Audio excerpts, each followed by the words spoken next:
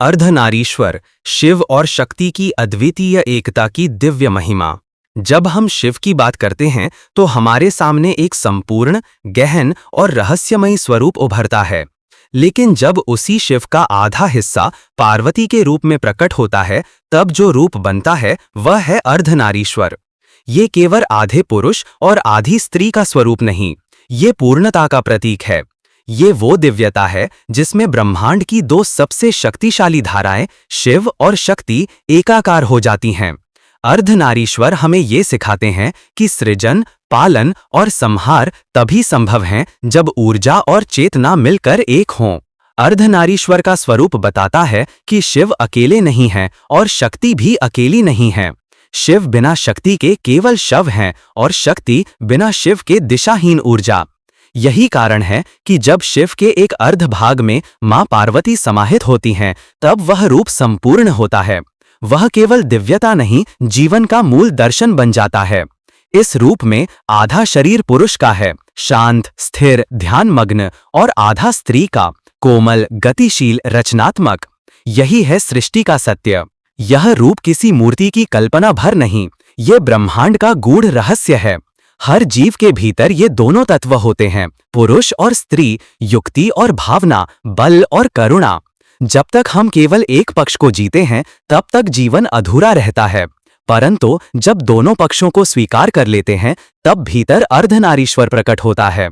ये वही क्षण होता है जब व्यक्ति के भीतर परम शांति और पूर्ण शक्ति एक साथ जागती हैं। अर्धनारीश्वर का तात्पर्य केवल लिंग भेद मिटाना नहीं है, ये संतुलन का अद्भुत संदेश है। शिव हमें सिखाते हैं कि पुरुषत्व केवल कठोरता में नहीं है, और पार्वती बताती हैं कि नारीत्व केवल कोमलता में नहीं, दोनों एक दूसरे के पूरक हैं। शिव की जटाओं से ज्ञान बहता है तो पार्वती की दृष्टि से प्रेम। शिव की मुद्रा में ध्यान है, पार्वती की भंगिमा में सृजन। एक साथ मिलकर वे बनते हैं जीवन का मूल आधार।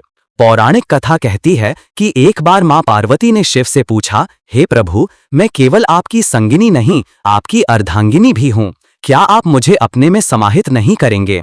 शिव मुस्कुराए और उन्होंने पार्वती को अपने आधे शरीर में स्थान दे दिया। तभी से यह दिव्य रूप अर्धनारीश्वर कहलाया। यह कथा केवल एक दैवी प्रेम की कहानी नहीं, ये समानता और सम्मान की शिक्षा भी देती है। यह दर्शाता है कि जब कोई संबंध में एक दूसरे को समाहित करता है, अहंकार छोड़कर, तभी सच्ची एकता होती है। आज के युग में जहां स्त्री और पुरुष के अधिकारों की बहस होती है, अर्धनारीश्वर हमें ये दिखाते हैं कि किसी को कम या ज्यादा नहीं, बराबर देखना ही सृष्टि का धर्म है। जब शिव स्वयं ये स्वीकारते हैं कि शक्ति के बिना वे अधूरे हैं, तो हम क्यों भेद करें? वे हमें ये सिखाते हैं कि श्रेष्ठता प्रतिस्पर्धा में नहीं, सहयोग में है। प्रेम तभी टिकता है जब उसमें सम्मान और समर्पण हो। शिव का ये अर्धनारीश्वर रूप ध्यान में बैठने वाले साधकों के लिए ब्रह्मांडीय संतुलन का प्रवेश द्वार है। जब कोई साधक इस रूप का ध्यान करता है, तो उसके भीतर की उग्रता और कोमलता एक हो जाती है।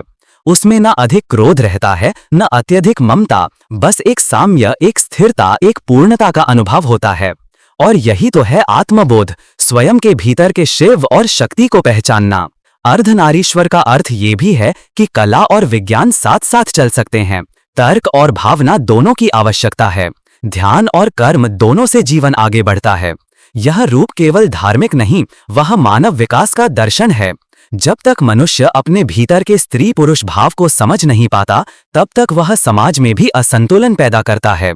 पर जब वह इन्हें संतुलित कर लेता है, तब वह न केवल स्वयं में शांत होता है, बल्कि समाज को भी शिवमय बना देता है।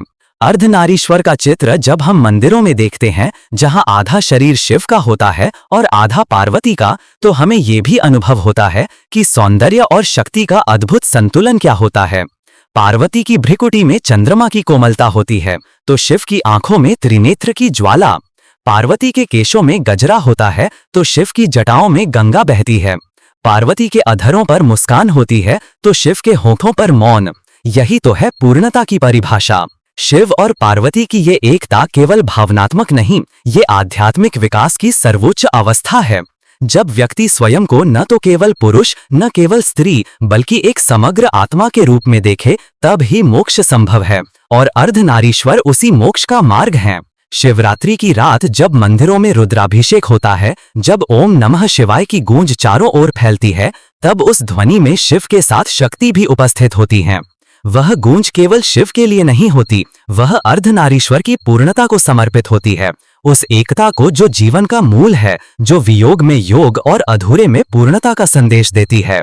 अंत में यही कहना पर्याप्त है कि अर्धनारीश्वर का स्वरूप हमें जीवन के हर क्षेत्र में संतुलन की आवश्यकता का बोध कराता है।